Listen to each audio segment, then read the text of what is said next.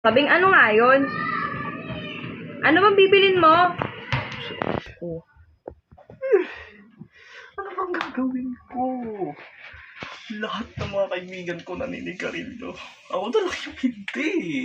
Tama ba itong gagawin ko? Tama ba to? Oh! Ang sigarilyo ay nagkakos ng 69 different carcinogenic chemicals na kung saan ang cause ng cancer at iba pang malubhang sakit. Bakit nga ba tayo nagsisigarilyo? Ano ba ang sanhi ng paninigarilyo? Ang una, ang sanhi nito ay peer pressure, boredom, environment, at ang pinakamalala sa lahat, ang nicotine. At ang epekto ng paninigarilyo ay lung cancer, COPD, stroke, heart attack, hika, at marami pang iba.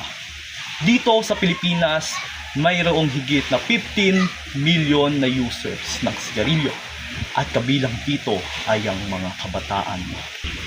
Marami pa ang bagay na pwede mong gawin bukod sa paninigarilyo tulad ng pagkain ng masusustansya, pag-ehersisyo, at gawin ang iyong mga gusto. Pero ito, hindi makakatulong sa'yo.